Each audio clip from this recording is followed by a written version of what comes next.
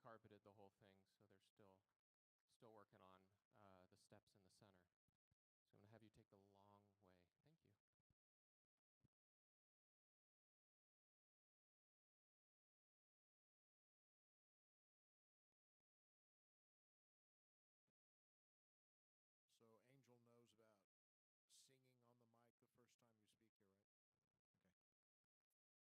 Yeah, you're going to lead us, though. Okay. Yeah, your first time speaking at this particular place, you have to sing a song for everybody. We all got it done last week,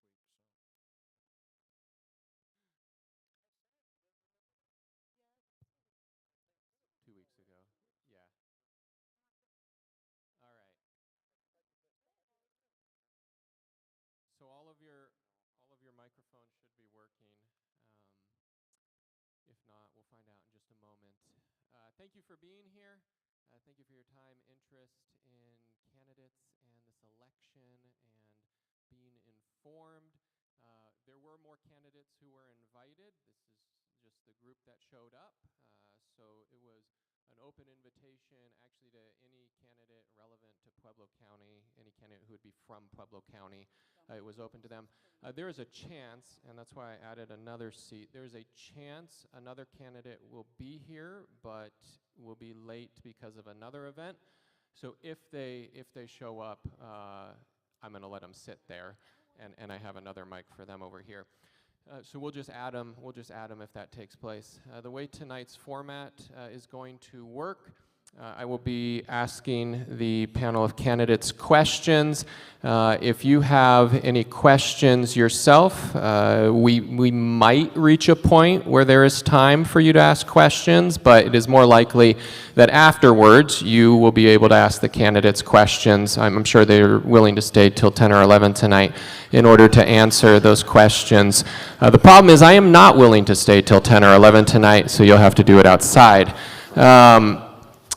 We are going to start with introductions. This is going to be a time for them to tell you about them. There is a timer on the back wall. Right now it says 0 seconds, so you have no time to speak, but in a moment, there you go, it'll say 2 minutes and it'll start counting down. That is your timer. What happens is when it runs out, it's actually going to go negative on you, but at about 5 seconds negative, I'm going to say time, and then if you keep going, I'm going to say cut it, and your mic goes away, is hopefully how this works out, just for the sake of getting through questions. Yeah, Nathan. No, you stuck to time pretty well, Les. I will not be making a joke to Mr. Baxter tonight. That was unfair last time to catch him off guard in that way. Instead, it will be directed at one of the other 3 candidates, and so you can be prepared for that. I am going to open in prayer, and then we're going to start, all right? Father God, we thank you for the opportunity we have in this country to be involved in this process, to be able to vote, to be able to see which candidate best represents our values and our beliefs. I pray that tonight would be an educational time to get to know these candidates and to see where they stand on key issues. We are wanting all of this to glorify you and magnify you in the end. In Jesus' name, amen. All right, so the way we're going to start this, each candidate will have 2 minutes just to give a general introduction. This should include your name, social security number, and date of birth, and what you're running for. That would be helpful for those who don't know. Okay? We are going to, I started with him last time, and somehow you two are on the ends again, which is okay, but I'm going to start at the far end this time, and then we're going to come down the line towards me. So you have 2 minutes. Tell us about yourself, what you're running for, why you're running. Oh, Lord, won't you buy me a Mercedes-Benz? My friends all drive Porsche. Well, he told me I had to sing. I know. For those people who remember Janis Joplin, it's the only song I remember from her. My name is J. Angel Lewis. I am your candidate for Pueblo County Assessor. I have been a real estate paralegal for several years, licensed real estate agent, and in less than 2 weeks, I'm done with law school. Finally! Trust me, I am so excited to be done with law school. This is my very last class, and I have that, I just want to get done, I just want to get done. Get it over with, be done. The reason why I am running is no one was running for the office of the assessor. And I thought, well, that's fairly easy. It's a supervisory position. With my background in real estate, I can certainly take care of that position, not a problem. Then I started to research what was going on with the assessments. If you were here the last time I spoke, I mentioned that I had gone through the 2021 audit by the state, and that one area was hit particularly hard, the area of Bessemer. I reviewed the 2022 audit. It is now 3 areas of town that are being especially hit hard. When I am elected, everyone's assessments will be equitable. They will be as close to 95% of market value as I can possibly get. We have 40-year high inflation. We do not need higher taxes. We do not need higher assessments. We do not need to have abatements go up over 400% in 3 years. That will not happen under my administration. I'm J. Angel Lewis, candidate for assessor. Thank you. Thank you. Hi, thank you everybody for coming here. My name's Joey Musso, and I'm running to be the next Pueblo County Sheriff. I'm running for a significant amount of reasons, but I'll narrow it down to a few. I've been at the Sheriff's Office for about 10 years now. I'm born and raised here in Pueblo, Colorado, 5th generation Pueblo native. I decided to throw my hat in the race because I'm tired of seeing what's going on with our community. I'm tired of seeing the crime go out of control. I've worked in several different areas at the Pueblo County Sheriff's Office, to include patrol, detention. I've worked in the processing and receiving area, intake. I've assisted with the transportation and court securities. I've helped a civil fugitive division. I've helped investigations, and there's a big problem in these areas, and that's the lack of communication, the lack of leadership right now that we're experiencing at the Sheriff's Office. And I'm sure if I were to ask each and every one of you if any of you feel safer in the last 16 years, I don't feel like anybody would raise their hands at this point. This administration has failed us. They've done nothing but fail us. The crime's out of control. We know that there's drugs coming in from Mexico. They're coming in on I-25. They're heading north. They're stopping here. They're dropping the fentanyl, and the money's going back south. And we know this information. This is basic stuff. And the Sheriff's Office dismantled the Metro Task Force years ago, probably almost 10 years ago. And now we're seeing this increase in overdoses. The fentanyl's just pouring in here. I mean, just for example, at the St. Joe's Festival, we caught a girl with 300 fentanyl on her. She was trying to sneak into the jail, and that's enough to kill everybody in the jail, all the deputies. I mean, the stuff's pure chemicals. And she got out on a PR bond the next day. So, I mean, there's just a ton of flaws in the system right now, and the problem is the sheriff interim, they're not holding the courts accountable. They're not holding the DA's office accountable. But I guarantee you put me in the sheriff's office, I'm going to start doing that. And I'll tell you how I'm going to start doing that. We're going to have a deputy stationed at every advisement hearing. 5 seconds. Oh. It's negative now. So, yeah, you're lucky. I was just looking at my Man, I notes left you trying guys to think on of what to hanger, say didn't I? next, and I didn't even look at the clock. Just wrap it up real quick. All right, so really quick. How we're going to do that is we're going to station a deputy in that courtroom, in that advisement room, and we're going to mark down, we're going to listen to every judge what they're doing, and we're going to mark down how many inmates they're giving PR bonds to, and then we're going to publicize that to the public. Same thing with the DA's office. We're going to start publicizing all the no action cases that they keep dropping. I mean, we got to hold these guys accountable. That's the only way we can start solving the crimes here. We got to hold these criminals accountable, and we need to bring back the chain gangs to clean up our streets. So, All right, all. I'm going to let you talk more in a few minutes. But he wasn't at the last one, and so we'll just say that was his makeup time because he wasn't here at the last one. Yeah, that's fair. Thank you all again. Give him your time. Go for it. Yeah. Okay, I'm Michelle Gray, and I'm running for Pueblo County Treasurer. And just like Jay Angel, we were at the county assembly, and nobody was running for treasurer. And I'm nudging my husband, and I'm saying, how hard can it be to be a treasurer, really? Turns out it's pretty hard.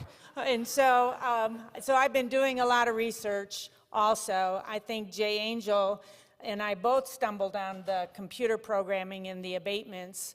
But if she gets the abatements right, then your property tax bill I'll get right, and hopefully they be lower. But one of the things that really concerns me about the treasurer's office is that if you pay off your house and you forget to make your property tax because you're not paying it in your mortgage anymore, that 4 months, that's all it takes, 4 months, and then I can send you a letter as treasurer, and I can say to you, your tax bill is going to the auction.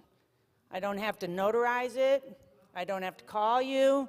All I got to do is send you a letter by statute, and I have to do that by September something. And then, let's say it goes to auction, and it's sold, right? And you're like, but I never got the letter. Well, there's a statute that says it's still a good sale even if they didn't get the letter. All right, so that's a problem, right? That's a big problem. And when you look at the treasurer's website, it's all about the tax buyer. It's not about the property owner. And I have been talking to legislatures and at the state level, and they are looking at a way to change that. And then I want to be a voice for that in Pueblo. This is what we need to be looking at. We need to change this legislation. And so I want to work with the people above us to bring that change into Pueblo, Colorado in particular. And I'm Michelle Gray, and I'm running for Pueblo County Treasurer. Awesome. She was right on time there. You got a signate. No. No, you don't. I've been here. I've done that. Like, please, no. That's exactly what they were like. Thanks for rubbing that in. Appreciate that. Guys, for those of you who don't know me, I'm Nathan Baxter. I'm running for Pueblo County Clerk and Recorder. I spoke here 2 weeks ago. Many of you may remember me. Just a quick summary. I decided to run for that office. I'm in car sales now, but I've spent most of my life in operational management.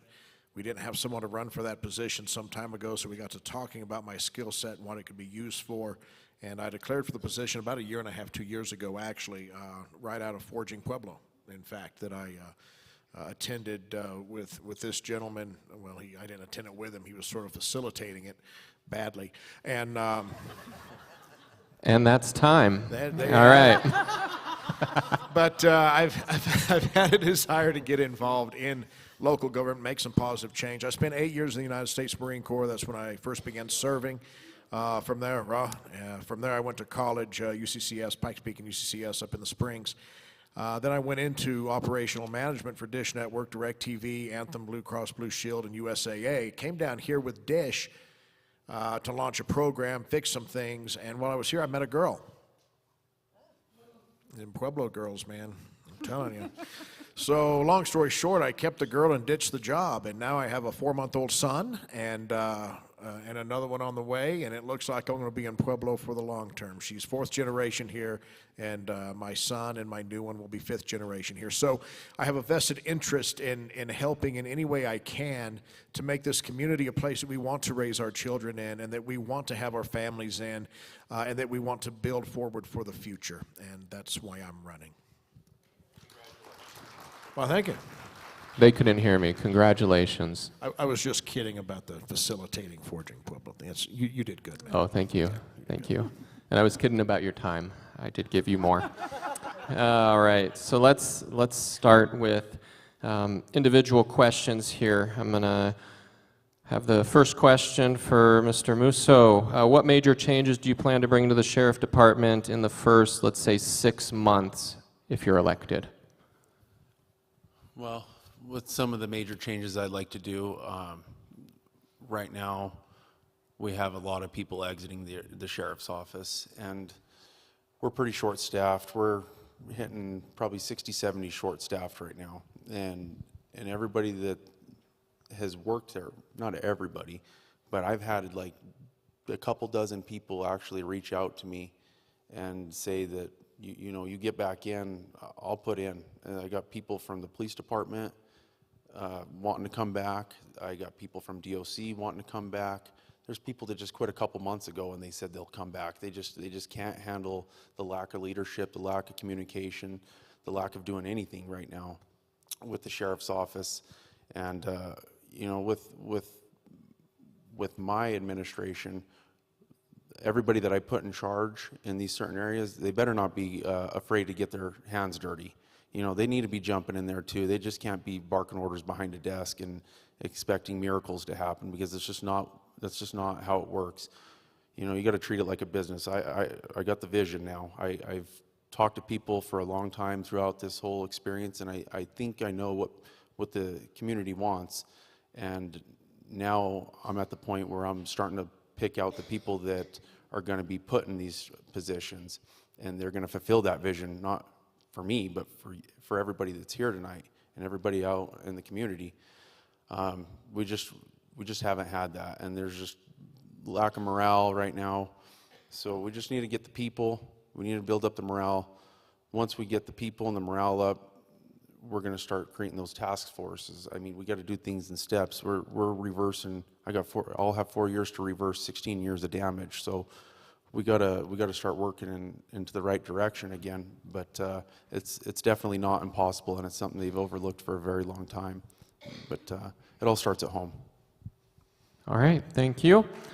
Next question, it's actually going to be similar. I'm going to ask you all a very similar question. We'll go to Angel. What are the major changes you want to make when you get elected? Well, first, everyone's property taxes need to be reviewed, period.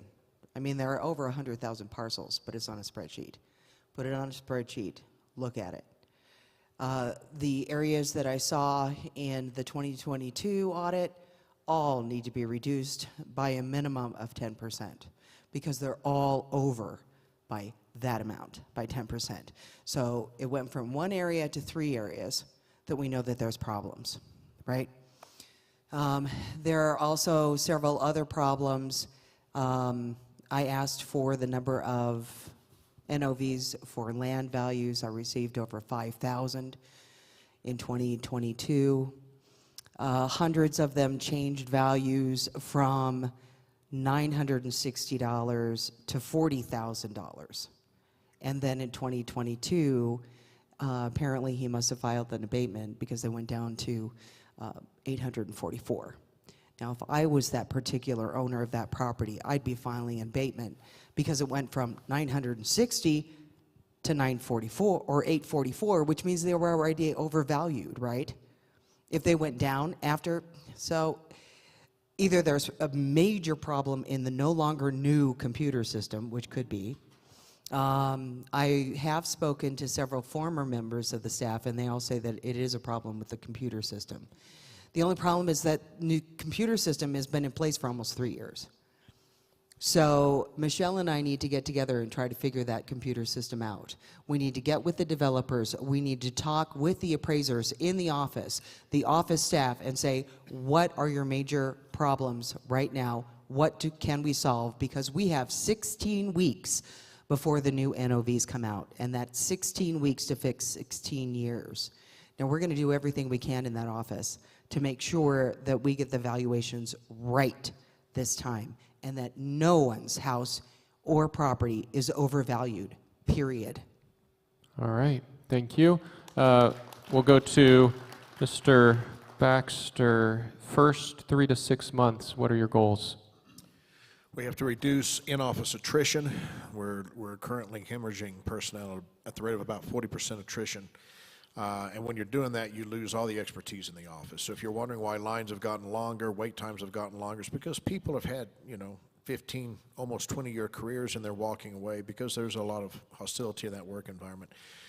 So I think the top priorities are with the staff and with the current leadership, making sure we know who we're going to keep, who needs to find their happiness elsewhere, and then mitigating that attrition. We need to instigate multi-departmental cross-training, because the more expertise you have across multiple departments, the fewer times you get sent on a wild goose chase. When you go there to do something, you don't find yourself circulating through 3 or 4 different departments. You get to the right person the first time. I think we need to increase our access by the public to the computer systems for registration renewals. I think we need to we need to increase public knowledge and access of what can be done online through the Secretary of State and through that office. And basically, we're looking at increased efficiency. We're going to recalibrate staffing hours. There's no reason that if you're in public service, you shouldn't be serving the public. So if you're going to be serving the public, and this is just me being silly, right? Why would you be closed before work, after work, and during lunch? Because most of the public has to get their stuff done before work, after work, or during lunch. I know that's crazy. I know that's nuts. But so we're going to look at reallocating staffing resources in a budget-neutral manner. The other thing we're going to look at is bringing some folks back, possibly that have left, who have said they'd like to come back. Perhaps going to some part-time schedules as well, so we can get some flex scheduling in there. The name of the game is increasing access and making it easier to use the facilities that are in place for you to use in the first place. I think we'd all be a fan of shorter wait times, but I'll leave it there. All right. Mrs. Gray, initial changes, 3 to 6 months. Yeah, so I'm glad you said additional changes, because in all of the departments we have had attrition in public service there. We're down, people just leave all the time. And so we have to create an environment that will keep our employees employed, that they want to be there and they want to be serving the public. The biggest thing I have right now is the deputy treasurer retired. And so we do not have a deputy treasurer. And so I have already been visiting with different treasurers and asking, well, how do we go about filling this position? And there is a network of treasurers, and there's just different people that will come into the office and help us figure this stuff out from different counties that are similar to Pueblo within the area. So right now I'm doing the same thing everybody else is doing, is looking for people who can come in to our county office and help us figure out what's going wrong and to fill some of the positions that haven't been filled for a long time. And again, now the deputy treasurer that just retired, she had 29 years experience, and she moved to city government. And so your average number of years of experience just really fell. It's probably between 2 and 4 years. The other thing I would like to do is have these 3 departments working together in unity instead of being disunified as they have been over the last 16 years. If she can figure out abatements, I can figure out taxes, and then if somebody needs to be filing deeds and those kinds of stuff and recording them, they're going to be recording them through Nathan. And so it just seems like all 3 of these departments ought to be talking to one another and figuring out what's best for the people that we are serving. Very good. All right. Mr. Baxter, voter fraud, what's your take? My take is that it's bad, and I don't do it. The reality of voter fraud. The reality of voter local, fraud. What's your take? So local voter fraud, very interesting, because being an old ops manager, one of the first things I did when I started looking at running for this position is I went down, I started actually talking to department heads. I know, shocking, right? So you know exactly who you're working with and what you're working with. From a systemic standpoint, I feel like we've got a pretty good system in place here, right? As far as the ballots arrive, they're sorted through the machines. The process they go through to be counted, I feel like, is pretty good. I want to make a couple changes on the tail end, on the back side of the audit. But most of that, I think, is pretty good. And some of that I'm very restricted by the Secretary of State, Jenna Griswold, what she's put in place, what we can and can't do. What does concern me on the voter fraud is In fact, some of you in this room have received ballots for people that haven't lived in your home in 6, 7 years, 8 years, 10 years. And that's a problem. That's a major problem. If you're receiving ballots for people that are not eligible to vote here, I have a big issue with that. And let me simplify this. I'm a life member of the NRA. For those of you who know what that is, I'm a huge 2A guy. I have no problem making our voter laws mirror our gun laws. Let me tell you what I mean. You have a right to keep and bear arms, but the government doesn't mail you a 9mm. You have a right to vote, but we mail you a ballot and do everything but hold your hand as you get it in there. Why do we do that? Why do we do that? Because you have a right doesn't mean I have a duty to facilitate you in fulfilling that right. Voting should be just like purchasing a firearm. You should have to show an ID, prove that you're eligible to vote, prove that you have a right to vote in this country, prove that you have a vested interest in the future of this country, and then and only then be allowed to vote, just like you have to do to buy a firearm. And so I want to look at ways to do that, ways to legislate that, and that's going to start with a red wave in November, guys. So I'm going to need some help from you on that. All right, thank you. Thank you, thank you. Mr. Musso, I have an calculable number of people who want to know, would there be a plan in addressing the homelessness issue as it comes to people not being able to kick someone out of a house, people not being able to go to work? I know several people just texted me the other day saying one office had to move because they kept getting followed around and people would try to keep coming into their office where it was downtown. So there's a lot of people who have concerns with what's happening in that regard. Yes. The office staff and the office relocated? Yes, so a businessman in town who works in an office and knows people who work in offices says one of the, I'm trying not to give away the name obviously, one of the offices, this is just it's realty, I'll put it that way, a realtor office, had to relocate because of the homeless issue, and the people were not comfortable because they kept just camping right there, following, trying to get in, and so they had to relocate.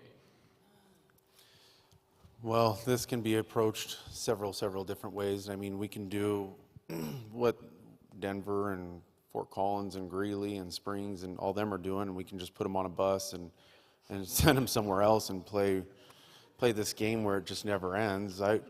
Me personally, of course, this is just what I want to do, but I got to listen to you guys. I want to send them to Washington, D.C. but the realistic part of it, I mean, these homeless people, I mean, again, they're getting bussed down here, and right now our leaders are wanting to keep them, and it's because there's a couple leaders right now who oversee a particular food project that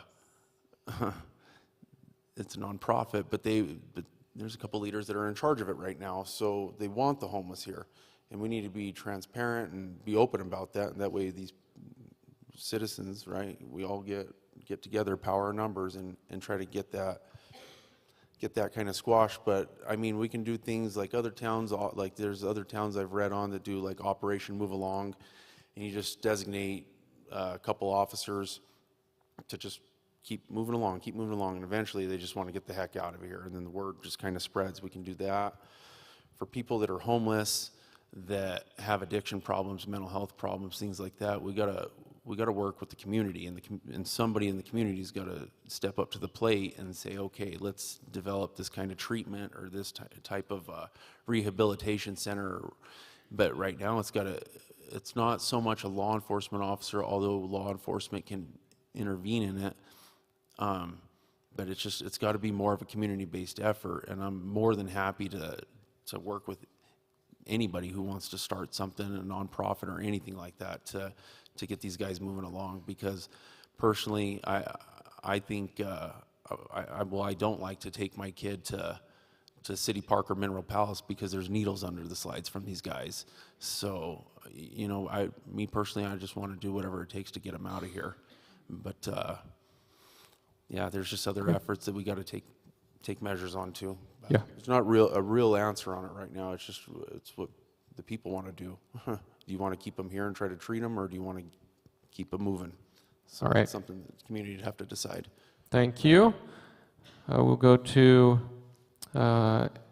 Angel. What makes you the best candidate choice? And then could you tell us a little bit about your leadership style? What's your approach? You will have people working for you. Obviously, anybody who's elected to some extent is a community leader now. So what's your approach to leadership? What makes you the best candidate for your position? The best candidate is because I am not a career politician. I will never be a career politician. Why? Because I'm one of those people, I'm very transparent. This is who I am right now with you. So most people, when I try to tell a lie, they can tell. And they'll be like, oh, come on, really? It's true. I can't tell a lie, so I can't be a career politician. So this is one of the reasons why I'm a better fit for the job.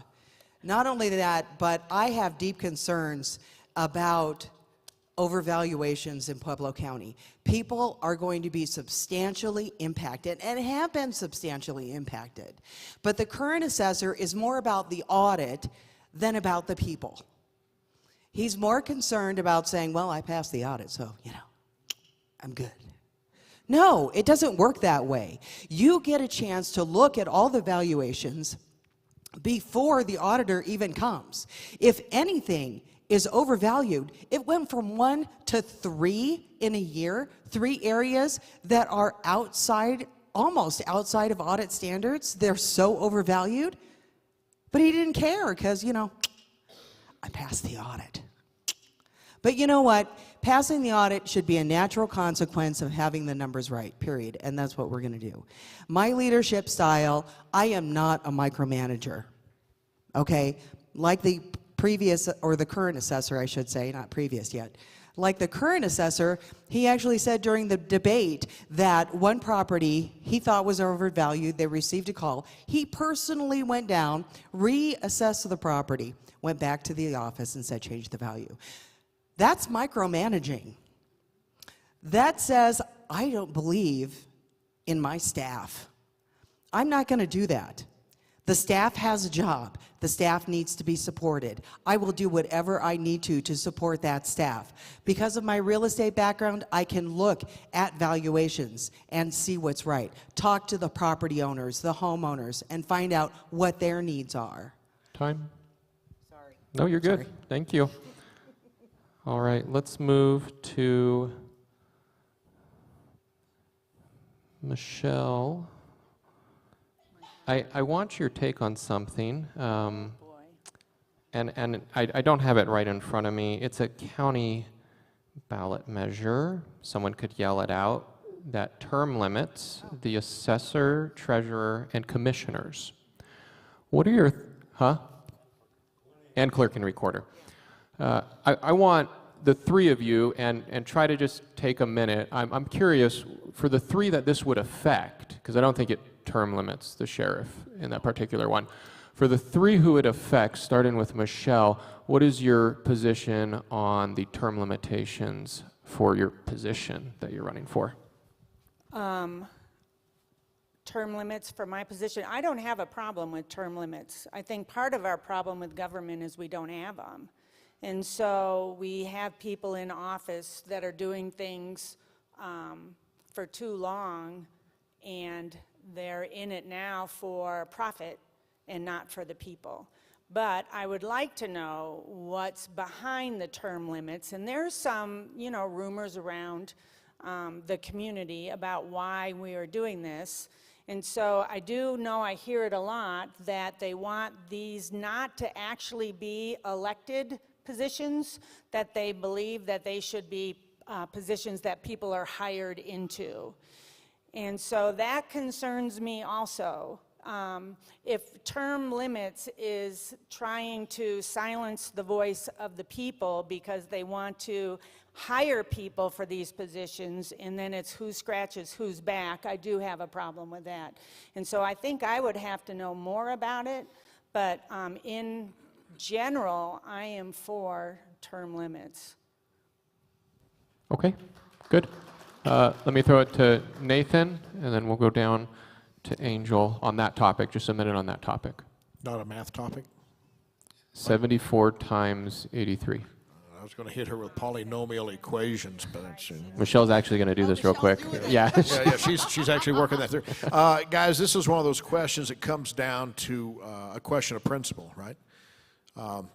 In principle, I am for term limits. There's no question about it. We don't need another Nancy Pelosi who's been in there for 40 or 50 years and has her own cult of activists who do things from a purely self-serving standpoint. I don't even know if she's been to her own district in the last 30 years. Okay, so that's the kind of thing we need to avoid.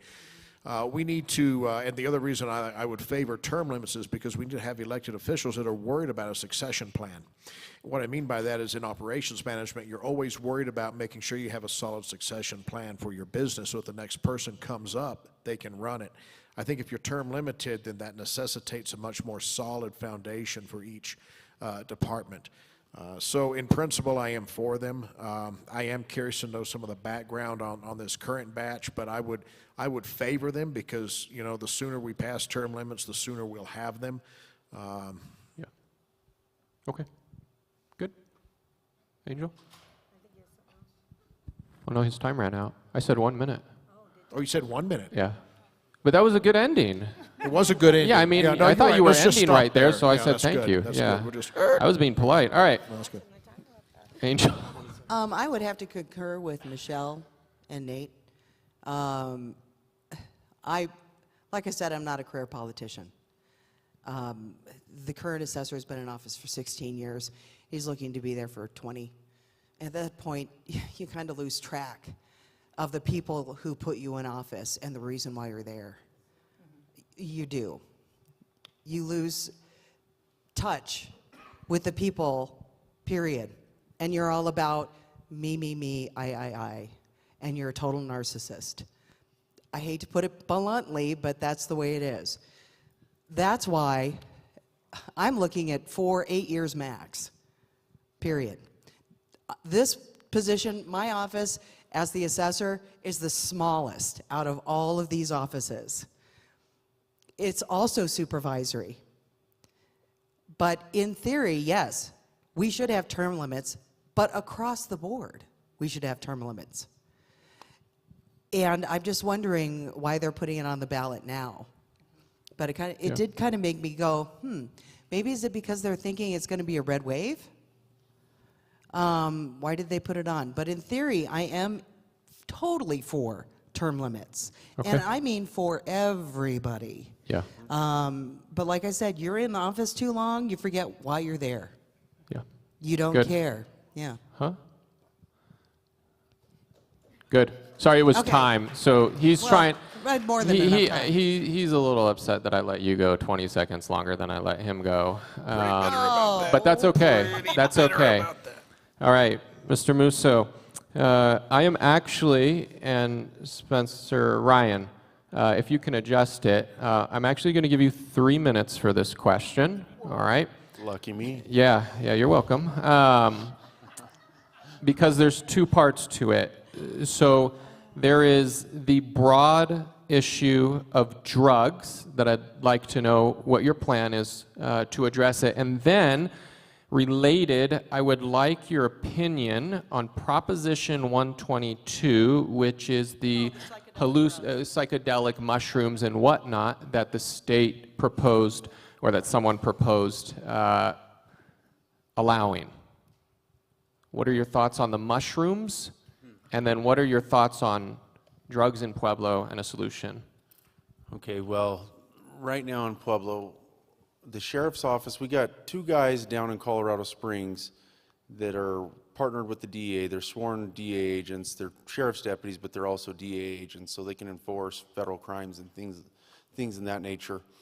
Part of the problem having them in Springs is that they never help Pueblo, ever. So I'm going to have to negotiate something with the DEA and say, hey, listen, we need an equal opportunity here in Pueblo too. You guys need to look at things.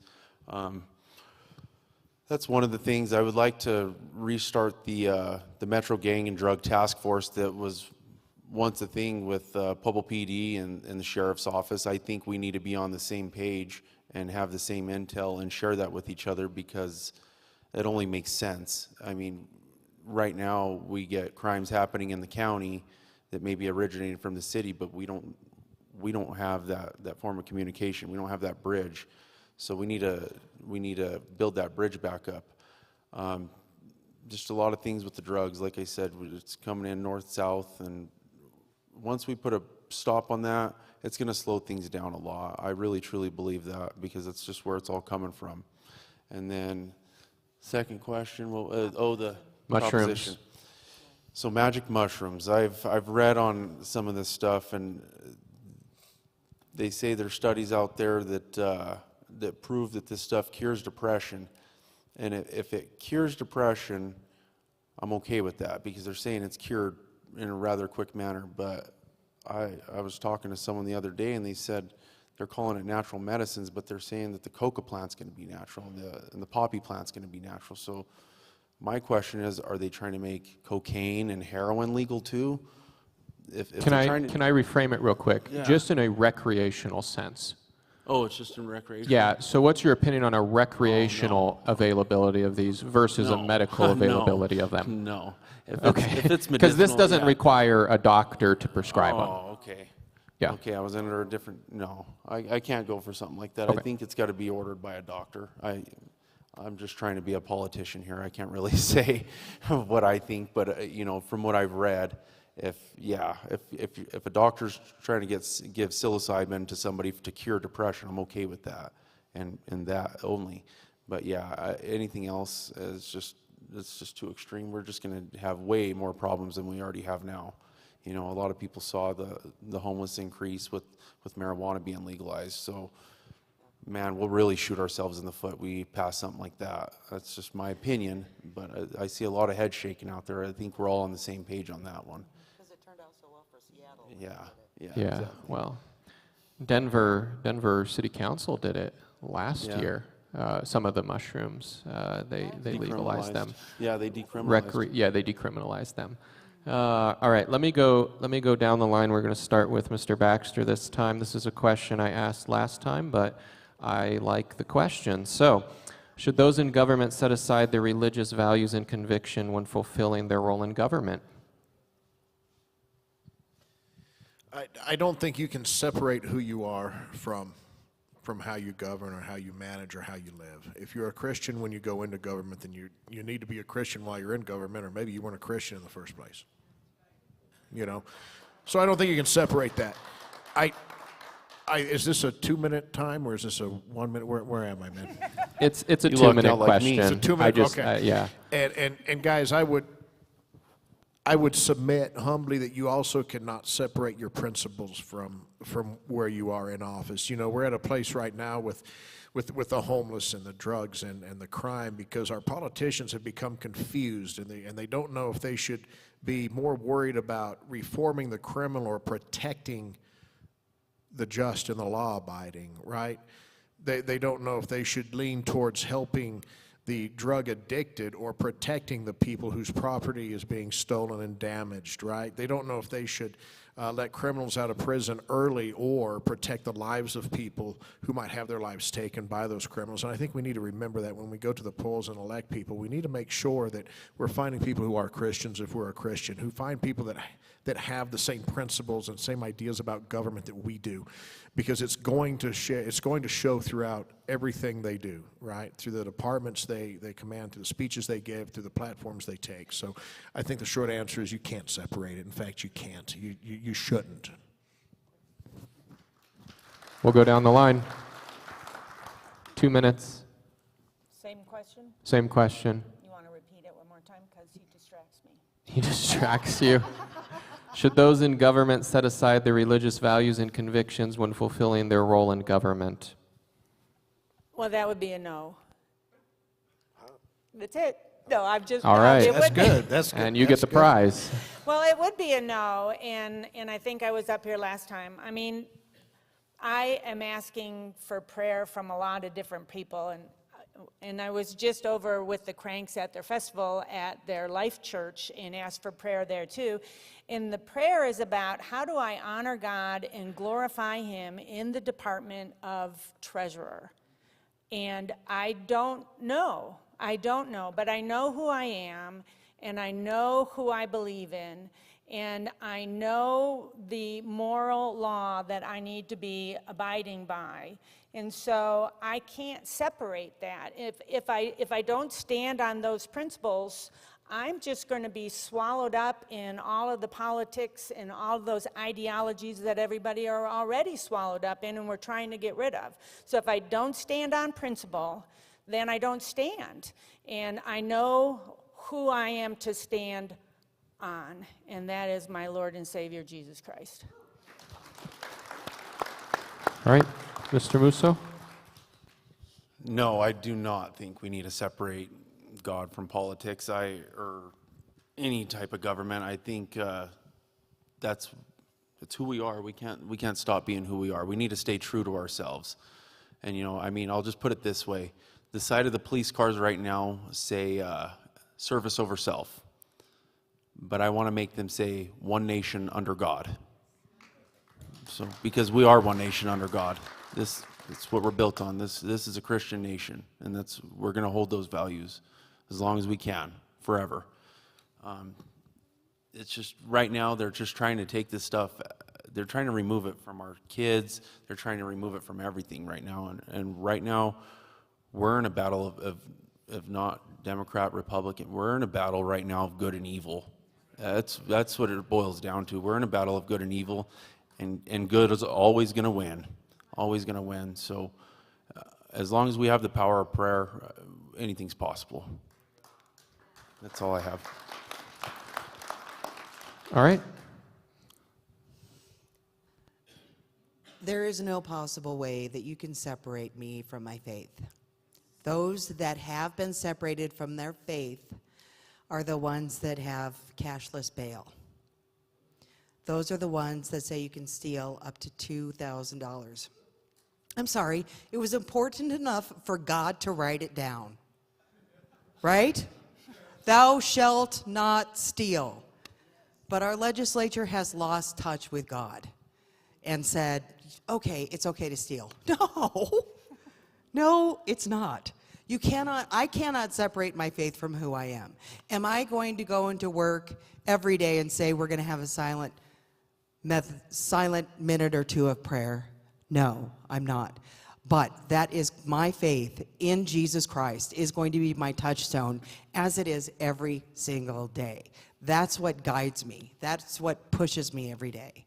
Because I know a lot of these things I couldn't do by myself.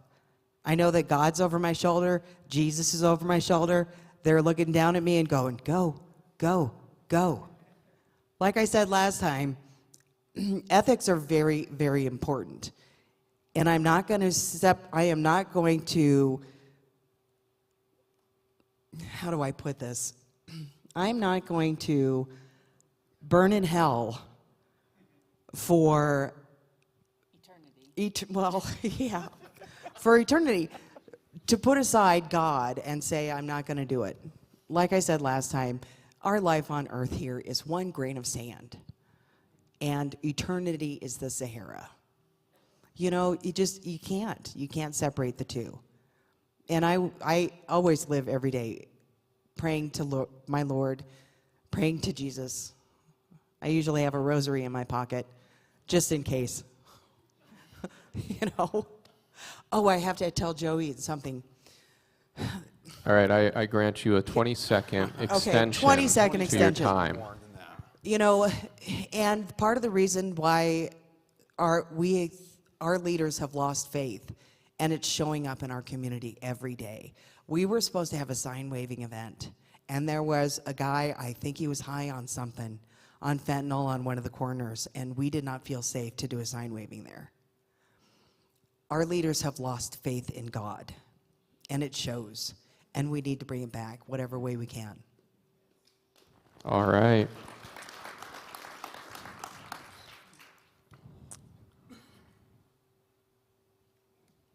Mr. Baxter.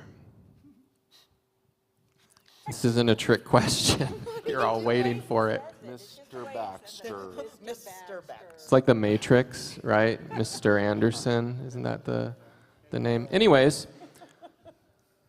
She What is- distracted me. She distracted you, yeah.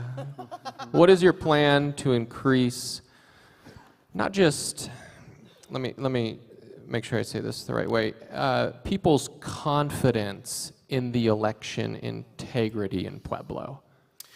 You know, I think we start by getting the ballots right. Step one. Step one. I hate to lob stuff in from way out in left field, but yeah. So, you know, it's a good question. And somebody asked me the other day, why does America have such little faith in their elections? Why is that? Because in 2016, you know, the Democrats said the election was stolen. In 2020, the Republicans said the election was stolen. It seems like no matter what side you're on, the only thing we agree on is the elections are stolen. You know, that was kind of funny, really, in a sad, sort of depressing way. And I think the reason for that, and I was misquoted on this in the Chieftain rather badly, but I think the reason for that is Americans have lost faith in their government as a whole. They've lost faith in their government's ability to competently administer anything.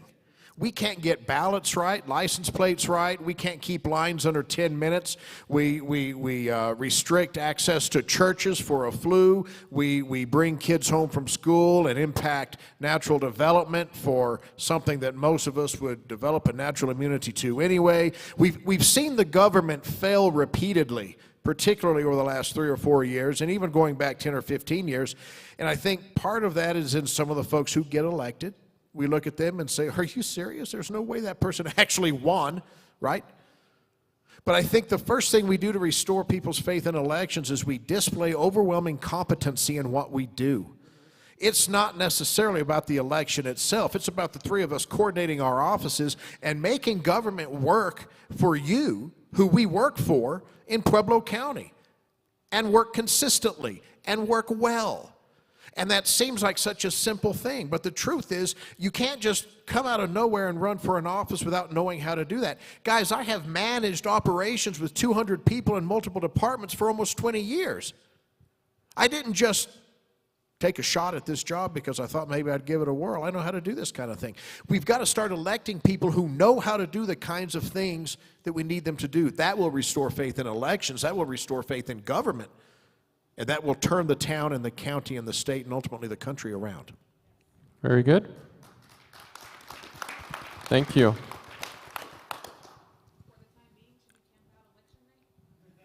What's that? Please.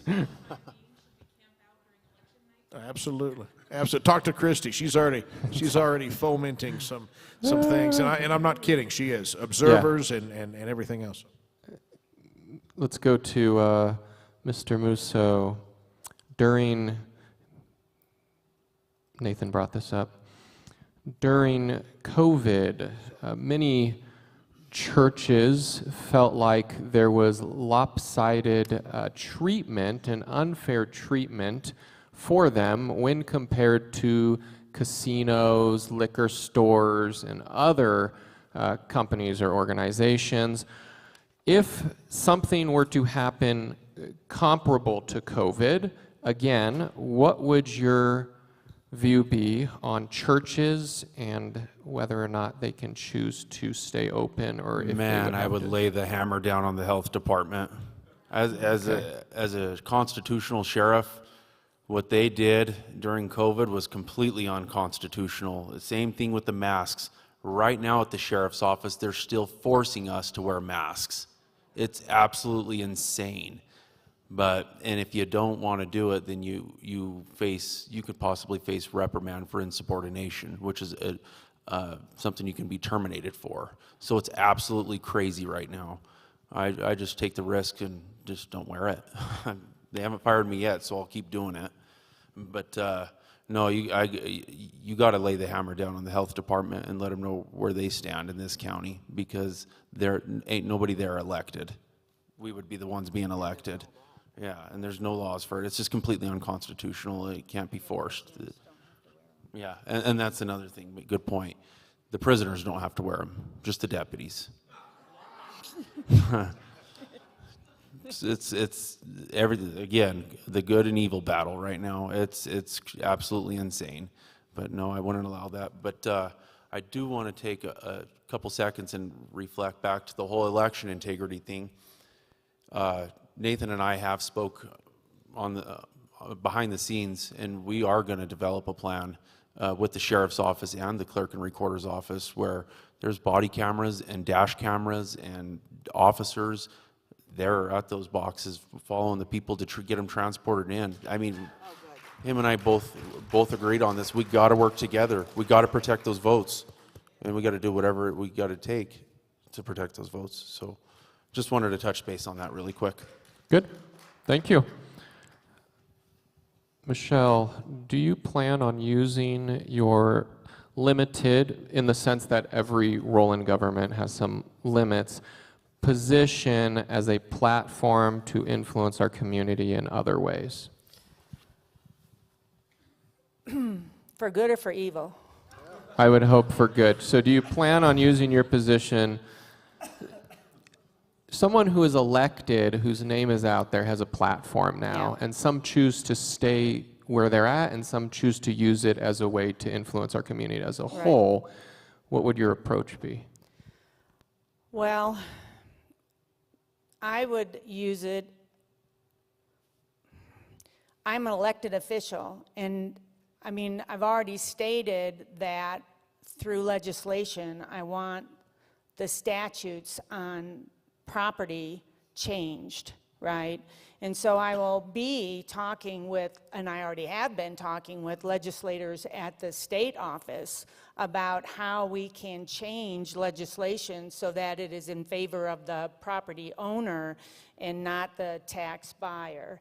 And so, yes, I think I would, and if I see something coming down the pike, for example, the Gallagher Act, right, that we lost, I would say something as a elected leader in my office. If I am privy to information that you're not privy to, and I don't think this I mean, you guys need to decide what we need to do, but you also need to know the information.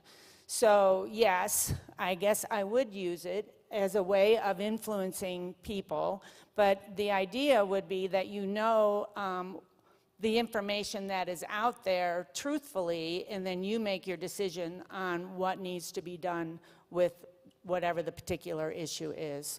But if I really believe that something is happening in Pueblo and they're trying to pull something over, not like the government pulls anything over, I would say something. That's one of the reasons I want to stand in the treasurer's office, and I want to have courage, and I want to have fortitude, I want to have transparency, I am honest to a fault, and that is what I would be standing for in principle. And if something comes down the pike that is against that, well then, yeah, I'd be using it as a platform. Very good. Angel, what impact would the average individual feel from your corrections to the system? Does that make sense? What would it look like for an average person if you get in and correct the things you mentioned originally? What does that translate to in reality? I'm going to give you the usual attorney answer. It depends. It really does depend. The most important step is making sure that your valuations are correct, right? And as low as possible. And they're not. And the reason why I say it depends is because we repealed Gallagher. And now it's up to the state to say how much money you get to pay. So my goal is to make sure that your values are as low as possible under the Colorado Constitution and the Colorado statutes, so that when they do something silly, like decide to raise your taxable rate, you're not impacted, or you're not impacted as much as you would be under the current assessor, who just puts out numbers. I swear some of those numbers I think he makes up. But that is the role of the assessor. They don't set taxes, but it dramatically affects and impacts you when you get your tax statement and your valuations are wrong, which means you're paying too much in taxes. So, long answer short, it depends. I know that's not the answer you want to hear, but it all starts with the lowest valuations as humanly possible. And that is what I am going to do as your next assessor. Very good. Let me jump to Mr. Musso. There is it is in city limits, so I know that changes things a little bit, but I would like your perspective because there's a possibility it could be at one point in the county as well. There is an abortion facility that is opening on the south side of town by St. Mary Corwin. And with a facility comes typically round-the-clock protesting. I know people who protest at these types of facilities, different states, some up north, and I know several people who, although they were standing on the sidewalk, were arrested for protesting and then released pretty quick, but removed from the scene, taken away in handcuffs, and then released at the police department or sheriff department. What would be your approach to handling that type of a scenario? How would we ensure people have their right to protest and not violate that right? We have a constitutional sheriff elected. That's pretty much the answer. I mean, if you're a constitutional sheriff, people have the right to protest, and nobody should ever be arrested for protesting unless they're doing the rioting and looting. Then they got to be arrested for that kind of stuff. But yeah, I mean, it's pretty. No, that's fine. I'm like, I had I had a meeting a few days ago with different church leaders in town, and so we're discussing that topic, and it came up the frequency of people being arrested. yeah, it's pretty basic. Make sure that, you know, as a constitutional sheriff, if they're arrested by city PD, then we got to hold them accountable. We got to hold city PD accountable. I mean, it's plain and simple. No law enforcement officer should ever be violating anybody's rights. I mean, plain and simple. No, I like the answer. Yeah, I was there's not a whole lot to it. I No, mean, that's fine. That's basic cop work. Nobody should ever be arrested for something like that. Okay, Yep. good. Now, I am going to have the clock set 2 minutes still for each person. In wrapping up, I am going to give you 2 minutes to tell people whatever you want them to know, to convince them you are the person they should vote for. Because we started at the far end last in introductions, we're going to be starting here with Mr. Baxter. I'm going to try to say it that way every time now. Nathan's going to start us off with closing. She's beside herself. You're beside her, if you think about I it. am. Yeah. Tripping. 2 minutes. Go for it. Guys, look, we're at a crossroads here, and I firmly believe that. I believe that if we don't win this November, then we may never win. And I think that the biggest part of the reason that we're in this mess is that we have failed, not necessarily the people in this room, but as a society, we failed to keep tabs on our own government, and we failed to elect the right people, and we've lost track of a few very important things. We've lost track of the basics. This country was founded on principles such as, if they don't work, don't let them eat. It wasn't, if they don't want to work, then maybe ask them again tomorrow, but in the meantime, pay for them, and they can live better than most people who are actually working. It was very simple. If they don't work, don't let them eat. Stealing is wrong. Not tricky, not complicated. You don't get to do that, right? The person who works for a living and owns property has a right to his life, to his liberty, to his property, and anybody coming to interfere with any of that is automatically in the wrong. Like Ronald Reagan said back in 1982, I don't really want to hear about the rights of the criminal. As far as I'm concerned, once they become a criminal, well, they don't really have any rights, okay? And I agree with that, and we need to get a little tough. We need to get a little bit tough in our mindset, in our actions, and in our voting, and we need to return to that kind of America, or we're going to lose the whole thing. Guys, I'm experienced. I know how to do this job. I want to do this job. I want to turn this thing around for you. I will use it as a platform. I'm going to depoliticize it as much as I can from an election standpoint, But from a platform standpoint, there's a lot of stuff that we need to be talking about. We need to be pretty loud about it. And every time we're at a club meeting or a Chamber of Commerce meeting or a meeting in Pueblo West or a meeting in Rye or a meeting in Colorado City or a meeting where any place there's a microphone and a stage and people are silly enough to ask me to talk, there are some things we need to be talking about, and we need to be getting some messages out, and we need to be making some big moves to turn this part of the country at least around. My name is Nathan Baxter. I'm asking for your vote in November. Thank you. Thank you. Michelle? Yeah, well, I know, but I mean, to follow you is really tough because he speaks so well about the things. Yeah, we should next time we'll switch. No, that's all right. I have the credentials for the job. I will say that, and I'm already seeking out answers for the problems that we have in our government. And I know how to work hard.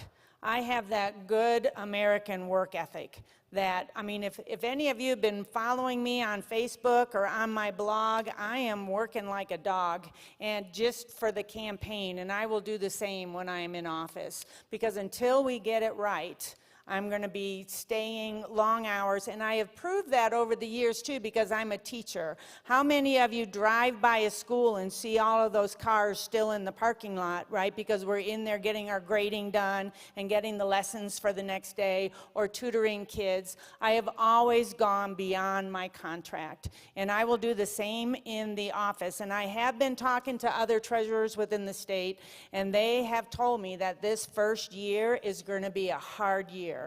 It's just going to be hard. You're going to be finding things. You're going to be working long hours. You've got to find people to fill positions that haven't been filled for a long time. And I've actually, though, already they're willing to send people up to work with me to find these things. And so I have people skills. I know how to motivate people. I didn't get the question on my leadership style, but I do believe it's service leadership, and I'm not their boss, I'm their leader, and we work as a team to fix this. And I think that's what we need to do. And I'm in agreement with Mr. Baxter that we need to vote red. I think we need to vote red all the way down, because we've got to stop what's been going on in our nation. And I think local politics is the place to start. Amen. Thank you.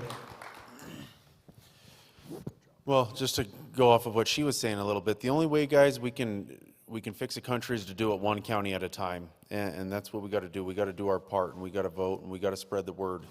You know, we do a good job. We're good Americans when we go vote, but we're really good Americans when we spread the word and tell people, you know, look into these people. They're really good. You should probably vote for them. But just to recap on everything, I am going to get in there, and I am going to boost morale, and we're going to get some more employees there. We're going to create drug task force and gang task force, and we're going to start pushing the homeless out of this town. We can't have them anymore. I have a 7-year-old boy. I don't even take him out to the park because it's just, I'm afraid he's going to get poked by a needle and get hepatitis or something. I mean, we shouldn't even be living like this anymore. Our leaders right now have totally failed us across the board. The sheriff's office has totally failed us. You know, the guy I'm going against right now, they pulled a power move and they put him into office as the interim sheriff. But that was planned a couple years ago, and they've confused a lot of people. People think that the sheriff's race is over now. So I need you to get out there and help me out and spread the word, because we got a little over 2 weeks left.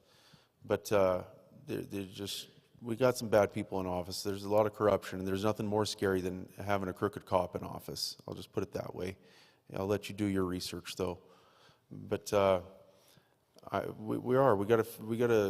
we got to start working together as a community. We got to pull together and do these we got to organize as a community to get these programs started and helping people with drug addiction and mental illness and whatnot. But we got to get tougher on crime. That's just plain and simple. We got to get tougher on crime, and we got to hold the DA accountable. We got to hold the judge accountable. And I think we'll start seeing some big changes actually in Pueblo, and changes that are going to be very positive and going to make a better future in this town. Again, I'm Joey Musso. I'm running as a constitutional sheriff, and I hope I have all your support. Thank you all for coming out. Thank you.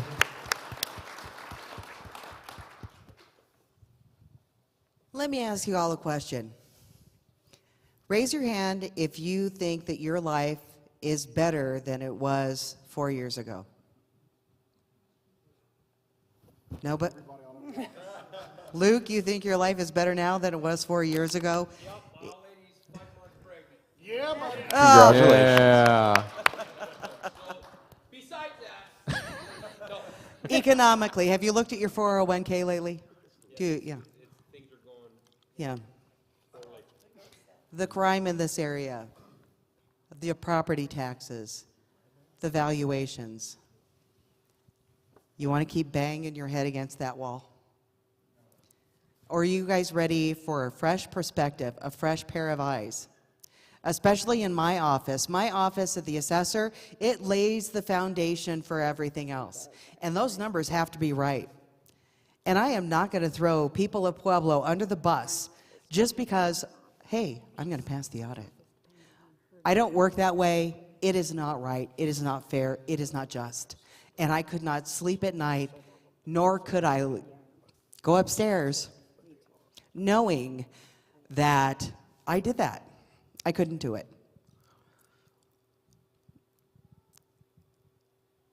To chime in on what a lot of the others are saying is that, yes, I have more than enough experience as a real estate paralegal, realtor, soon a lawyer. I worked my way through college as a store manager, so I know how to keep a staff motivated. I bet you didn't know that we only have a handful of appraisers out of more than a dozen. I think there's 3 that actually have their license because they've all quit or been fired because morale is so low in that office. I intend to turn that around, just like Michelle, just like Nate, just like Joey. This is one of the most important elections in our lifetime. It is, I would say, one of the most important elections since the 1800s. And right now we need to decide if we're going to go communist or if we're going to maintain some shred of our Constitution and maintain our integrity in Pueblo County. All politics starts local. Your vote matters so much more at the local level than it does at the national level. You guys get to talk to us. In fact, every Saturday, I'm going to be out throughout all of Pueblo County talking to everybody, answering your questions, because you can't take a day off of work to go down to the assessor's office. Even if it's outside of my wheelhouse, I'll still talk to you and figure out an answer. Which, does anybody know what this QR codes are for on your ballot? You know, we were supposed to get rid of those in 2019. The Secretary of State, the Soros girlie, she said, yeah, I'm going to be the first state to get rid of those QR codes. They're still there. But nobody knows what they're there for. And when I scanned mine, it was a bunch 10 of seconds. numbers and letters and numbers. 10 seconds. 10 seconds. Anyway, all change starts local. If you want a better Pueblo County, then you need to put in new government. If you want somebody who's conservative and has Christian values, you need to vote Republican for me, Joey, Michelle, Nathan. Again, my name is J. Angel Lewis, and I am asking for your vote, well, as soon as you get your ballot, but in November. Thank you very much. Very good. Set the clock for 1 minute. I have something very interesting that needs to be spread like wildfire. In the public's best interest, Nathan has a candidate that's running, that's filed Chapter 7 bankruptcy. Michelle Gray has a candidate that's running against her that's filed Chapter 7 bankruptcy. And who's the third person? Roxy Pignelli that's running against Zach Swearingen. We have 3 Democrat candidates in Pueblo that have all filed Chapter 7 bankruptcy, that if they had to go apply for a job anywhere else for a company, they'd be denied because they can't even manage their own money. But they want to manage millions of dollars, and the public doesn't know about this. It's not right, and that needs to be spread like wildfire. I like Candace. I like them as people. I helped her beat Gilbert to get him out of office because she was running in the Democrat side. I helped her beat him. But we have to really look at what's right. These people can't manage their own checkbook.